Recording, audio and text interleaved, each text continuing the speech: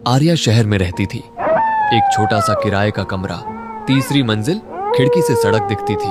उसने कमरे में कोई आईना नहीं रखा था। लोगों ने कभी पूछा नहीं और उसने कभी बताया नहीं। 3 साल हो गए थे उसे गांव छोड़े हुए। लोगों को लगता था कि वह अपने काम में व्यस्त है, कि वह आगे बढ़ रही है, कि वह ठीक है। लेकिन सच यह था कि वह भाग रही थी, किसी इंसान से नहीं, एक एहसास से, उस रास्ते से, उस बस स्टैंड से, उस रात से जो उसके सपनों में बार बार आती थी। बचपन में उसने कई बार सुना था, अगर रात में बस दिखे तो चढ़ना मत, अगर उतर जाओ तो पीछे मत देखना। उसने हमेशा सोचा था कि यह बस बुजुर्गों की पुरानी बातें हैं, अंधविश्वास, गांव की कहानियां। लेकिन एक बात थी जो उसने किसी को नहीं बताई। जब भी कोई यह चेतावनी देता था, उनकी आंखों में एक चीज होती थी, डर नहीं, याद।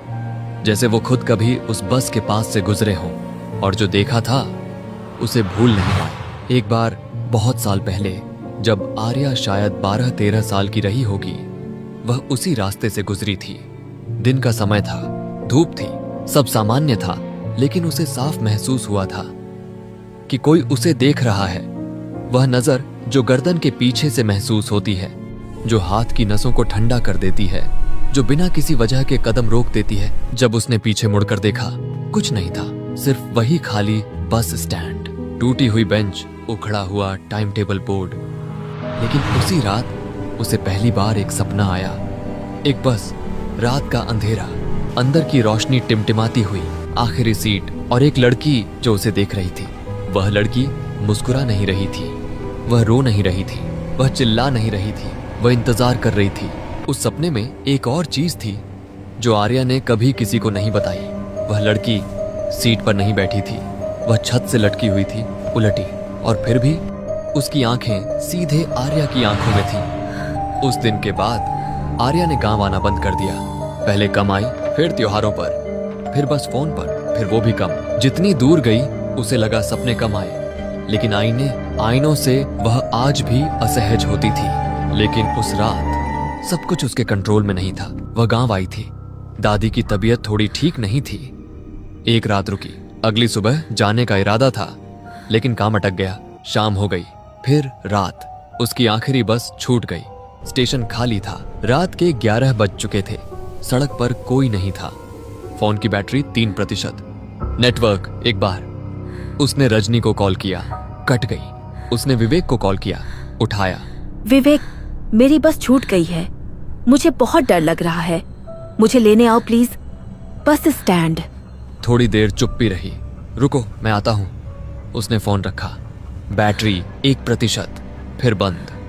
वह अकेली थी और कोई दूसरा रास्ता नहीं था। तभी वह बस आई, धीरे धीरे, बिना आवाज के, जैसे वह हमेशा से वहीं खड़ी थी, बस उसे दिखने का इंतजार कर रही थी। आर्या ने उसे देखते ही पहचान लिया। वही नंबर बोर्ड, वही टूटी हुई सामने की खिड़की, वही पीली रोशनी जो अंदर से टिमटिमाती थी, वही बस। दिल ने कहा मत चढ़, मजबूरी ने कहा कोई और रास्ता नहीं है, और वह चढ़ गई। बस के अंदर कोई नहीं था, ड्राइवर की सीट खाली थी, सभी सीटें खाली थीं, लेकिन हर सीट पर एक हल्का सा निशान था, जैसे अभी अभी कोई उठा हो, लेकिन खालीपन भरा हुआ था। बस चली खुद ब खुद, बिना किसी के। आर्या बीच में बैठ गई, पीठ सीधी, आंखें आगे, हाथ अपनी जांघों पर, बिल्कुल स्थिर। और तभी उसे महसूस हुआ आखिरी सीट पर कोई है। वह देखने लगी, कुछ नहीं। फिर नजर हटाई तो लगा वह चीज थोड़ा और पास आ गई, जैसे जब तक देखो रुकी रहती है और जब नजर हटाओ चलती रहती है। पूरे सफर आर्या ने पीछे नहीं देखा, लेकिन उसे पता था वह अकेली नहीं है, और सांसें सिर्फ उसकी नहीं थी। जब बस रुकी, वह जल्दी से उतर गई, लेकिन ठंड उसके साथ उतर आई। बस चली गई और जाते जाते उसने खिड़की में अपना चेहरा देखा, और उसके पीछे एक और चेहरा। इस बार वह साफ था, त्वचा उखड़ी हुई, बाल बिखरे, और आंखें जो सिर्फ देख नहीं रही थी, मुस्कुरा रही थी। घर पहुंचते ही दरवाजा खुला। विवेक सामने खड़ा था। आर्या ने उसे देखा, उसकी आंखों में राहत नहीं थी, चिंता नहीं थी, बस एक अजीब सी बेचैनी थी, जैसे वह कुछ जानने से डर रहा हो। तुमने पीछे देखा था? उसने पूछा। जम गई। यह सवाल नहीं था, यह एक परीक्षा थी। यह वही सवाल था जो कोई तभी पूछता है जब उसे पता हो कि पीछे क्या है। आर्या ने झूठ बोला। नहीं। विवेक के कंधे थोड़े ढीले पड़े, जैसे राहत मिली, लेकिन राहत झूठी थी, क्योंकि आर्या ने देखा था, उसने साफ देखा था। उस रात आर्या सो नहीं पाई। कमरे में विवेक का पुराना आईना था, दीवार पर लगा हुआ। आर्या ने उसे कपड़े से ढकने की कोशिश की, लेकिन आधी रात को कपड़ा खुद ही गिर गया। आईने में वह फिर दिखी, इस बार पूरा चेहरा, त्वचा उखड़ी हुई, नाखूनों के निशान, फटे हुए होंठ और आंखें जो सिर्फ देख नहीं रही थीं, पहचान रही थीं। वह झुकी, शीशे के इतने पास कि उसकी सांस कांच पर दिखने लगी अंदर से, और फुसफुसाई, तू उसे जानती है? आर्या बेहोश हो गई। सुबह दादी शांता के सामने बैठी थी। दादी ने उसे ध्यान से देखा, उसके चेहरे को, उसकी आंखों को, फिर एक लंबी सांस ली। तू शहर भाग गई थी, लेकिन वो तेरे साथ ही गई थी।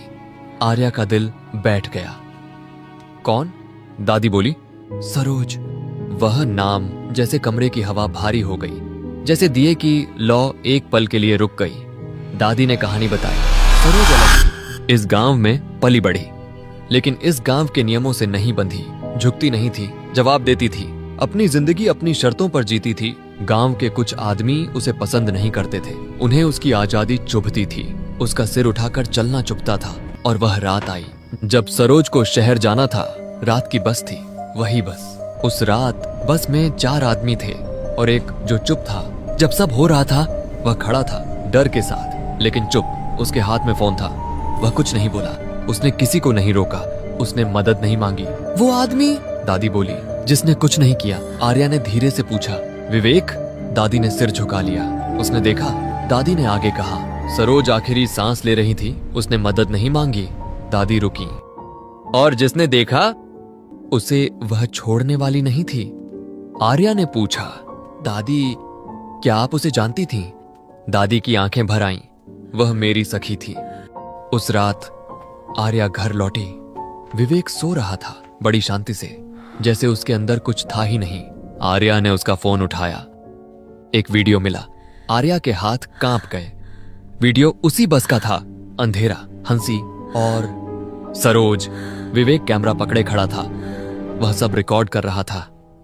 एक बार सरोज ने उसकी तरफ देखा, सीधे कैमरे में, और उस पल विवेक का हाथ कांपा था, लेकिन उसने कैमरा बंद नहीं किया, उसने मदद नहीं की, उसने रिकॉर्ड किया। आर्या का शरीर सुन्न हो गया। अब उसे समझ आया, वह सिर्फ चुप नहीं था, वह देख रहा था, और वह देखना उसका सबसे बड़ा गुनाह था। आर्या की सांस अटक गई। अब डर नहीं था, अब समझ थी। आईने में सरोज खड़ी थी, लेकिन इस बार वह अकेली नहीं थी। आर्या ने धीरे से कहा, तू बदला लेने आई है? सरोज ने सिर हिलाया। आर्या बोली, तो मैं भी देखूंगी। रात गहरी हुई। विवेक जागा। कमरे में कुछ बदल गया था। हवा ठंडी थी, सांसें भारी थीं, और आईना अपनी जगह पर था, लेकिन अंदर 2 परछाइयां थीं, सरोज और आर्या। विवेक पीछे हटने लगा।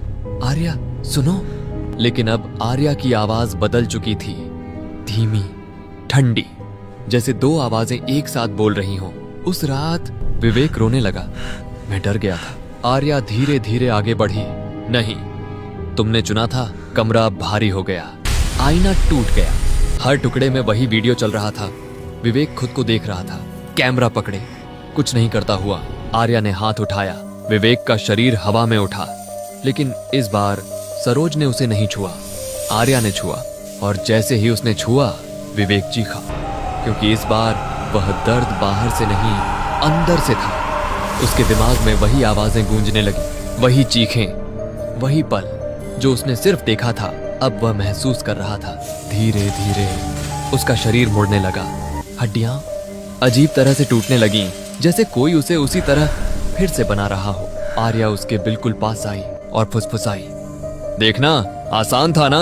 एक आखिरी चीख और सब खत्म। विवेक का शरीर जमीन पर गिरा नहीं, वह धीरे धीरे आईने की तरफ खींचा और गायब हो गया।